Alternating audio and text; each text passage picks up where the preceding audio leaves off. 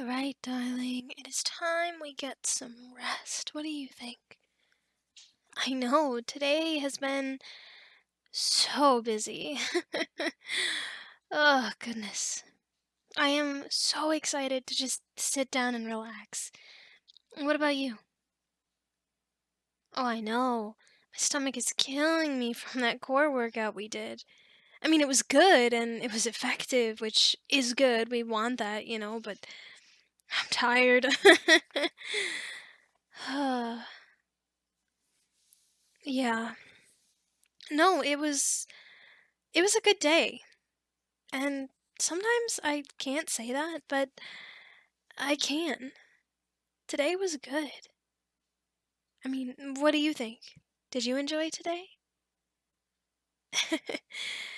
Yeah, I know. I had fun with it.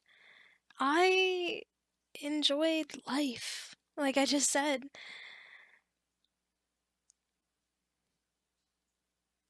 Yeah. What was your favorite part of today?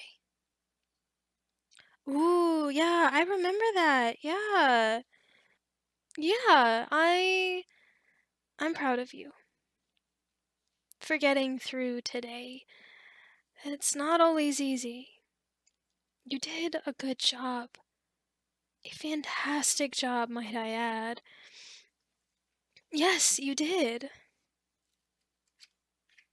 You did, I promise. I would not lie to you. Why would I lie to you about something like that? Well, whatever you think, it was a good day. And I'm proud of you. I am. Okay, well, it seems to me that someone isn't very sleepy. No, you don't sound sleepy at all. Is it because you're still on your phone? That would be my guess, yes. Well, because. Well, just because the blue light keeps you awake, and it puts that strain on your eyes. Trust me, I know. Yeah, I do. It's crazy and unfortunate, but it's true. Okay, okay, well, whatever you're thinking, it is true.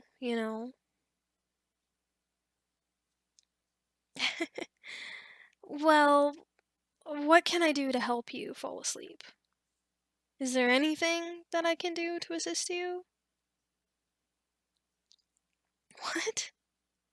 A, a story? Uh, I mean, yeah, if you do really want a story, I can read a story to you. I don't know what to read.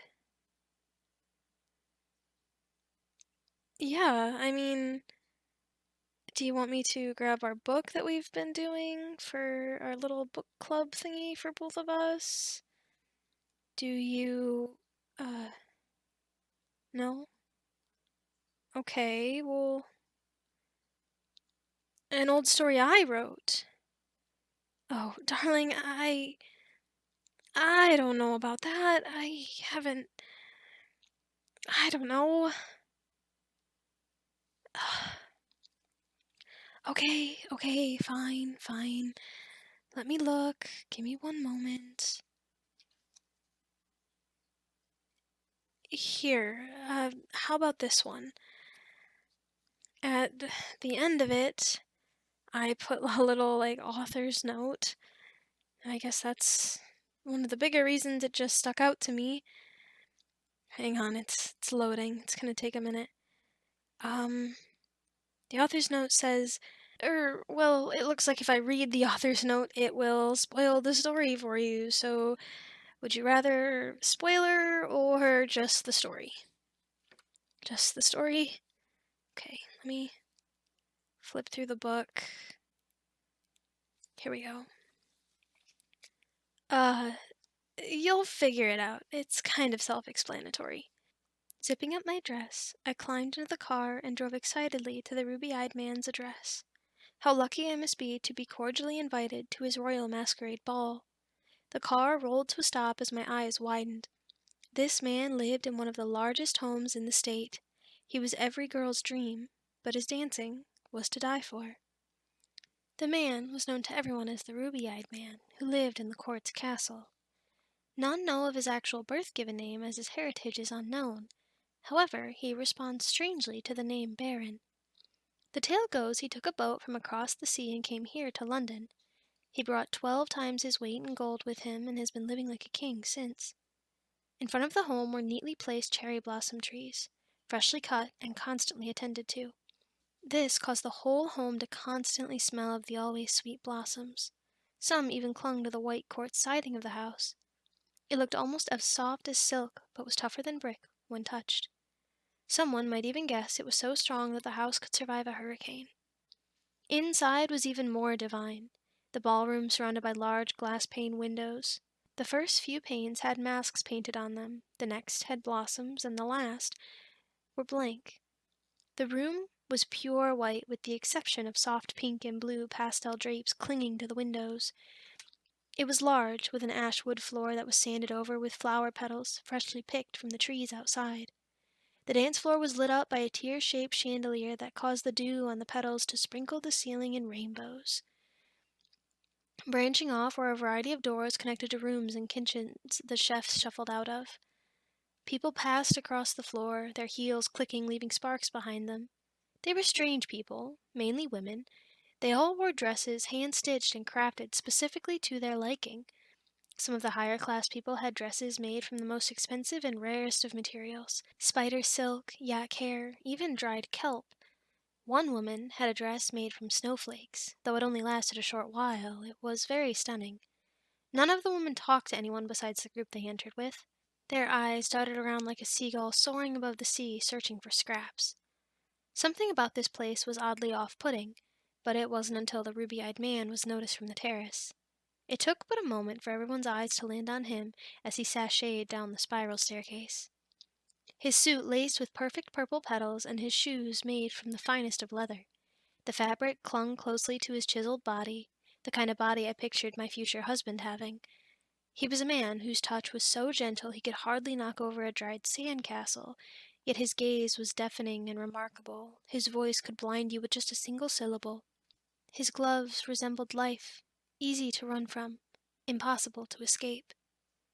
His lips were pin-pricked with thorn bushes that could choke down my breath with just a smile.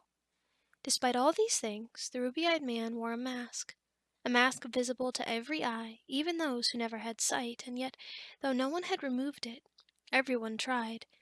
He lifted his glass of tinted nectar and spoke. A toast to the women whom I get to dance with tonight. Everyone cheered in return as we all took a drink. We all knew what was going to happen, however. I noticed the ruby-eyed man's eyes locked on a young woman chittering nearby. He sat his drink down as he walked over to the group of maidens. They all giggled as he took the lady's hand and kindly guided her to the center of the room, where the pianist began to play. I watched through glaring eyes as she spun and danced with the grace of a rhinoceros. Her nose resembled that of a horn, and her clamping feet were like weights. I was shocked to see her friends supporting her in her so-called dance with the ruby-eyed man. He too seemed to be enjoying himself. How, I had not the slightest of clue. When the first maiden smiled, I was confused as of the time. I knew I had entered the ballroom as the sun was setting, but her teeth were more yellow than the afternoon sky. When she laughed, I looked around as I thought a pig was being butchered in the kitchen. She wasn't even dancing properly. Her feet were slipping and sliding like deer on asphalt, flailing about to escape the car, screeching to a halt. I am almost certain the east side of the ballroom got a clear view of her undergarments. Heaven knows if she's wearing any. I sipped on my dragon-tinted rock salt champagne as I stalked from the edge of the room. The song was nearing its end as a large thud was heard, and down fell the rhino-looking woman. She had stumbled over her own hoofs and slipped to the floor. Everyone in the room froze as her friends let out sharp gasps. The ruby-eyed man simply smiled and offered her a hand. His body language showed no disgust in her small slip-up. The woman's face, however, was already clouded in tears as she sprinted out the door in a sob. The man let out a soft breath and turned to the next woman closest to him. This woman was different from the first. She was small, frail, and sweet. I had noticed her when I first entered the castle. She smiled at me, which is more than any of the other women had to offer. She curtsied when taking a drink from one of the servants, which was never heard of. I watched as her nostrils flared from the drink that was tickled in alcohol. She was younger than most of the women here, and if I had to guess, the youngest to ever attend one of these parties. Her dress was the kind of dress one would wear to a simple picnic. It was made of cotton and had a pattern of flowers and ladybugs. It was clearly purchased from a tailor, rather than hand-stitched like the rest of us. When she arrived, she was escorted in by a tall man who quickly knelt before her and helped her straighten her dress. With a quick pat to her ink-dyed hair and a kiss to the nose, he dashed away like a coyote from a gunshot. The clock had barely chimed 10 before that tall man returned to the entrance of the castle. I eyed him closely as he wore simple farmer's clothing, and the stench of horse absorbed the room. The guards nodded before firmly walking over to the small girl who was startled by his armor. The farmer boy waved kindly with the same smile as the young girl. She gave a soft bow and a thank you to the guard as she sprinted to the large doorway. She was engulfed by the arms of the man who waited eagerly for her. They both exited, talking and laughing about the party as the small, kind-hearted girl brought up everyone who scattered across the mansion. She had never been offered a dance by the ruby-eyed man, which, for her sake, was a better option. As the night drew on, the tension between all the women grew as the gossiping grew and the glares became intense. The ruby-eyed man was not fazed and continued to dance with the women. He danced with the beat of the music, not missing a single note. The music varied from woman to woman. Some had upbeat pop, some had salsa, some had classical slow ballroom music. I watched his eyes, his royal ruby-red eyes, as they trotted across the angel he held in his arms. His hands calloused and scabbed over, but they tickled with delicacy as they pranced across her pale white skin.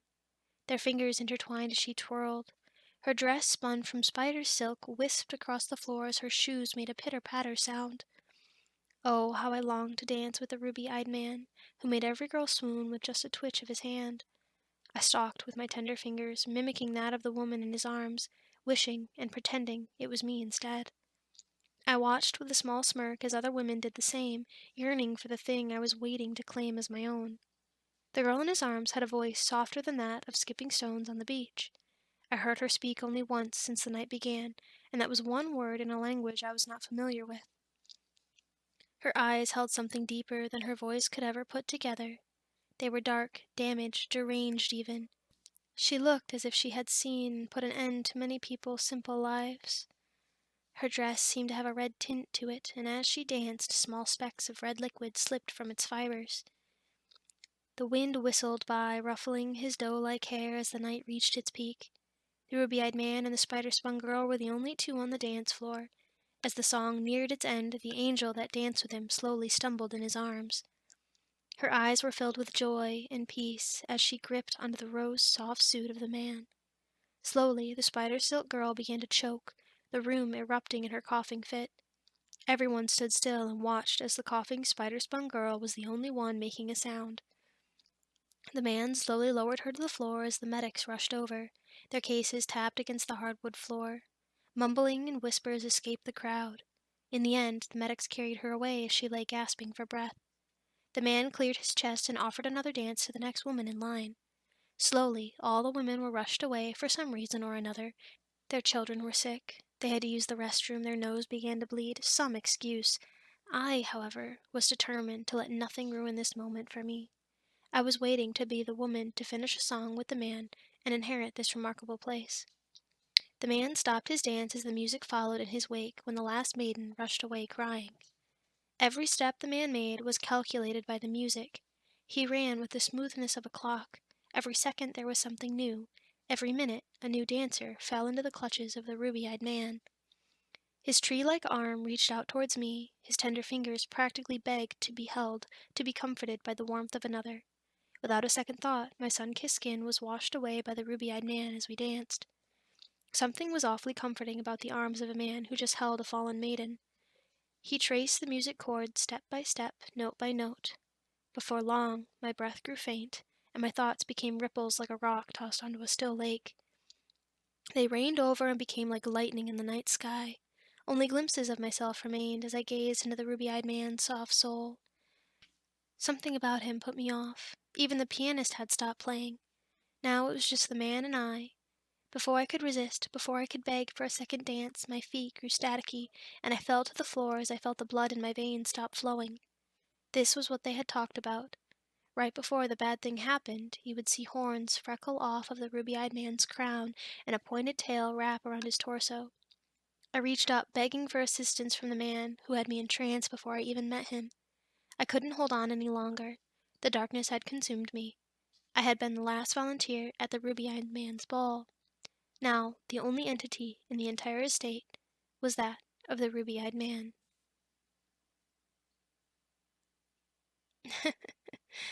Are you out already? Well, that was quick. Good night, my dear.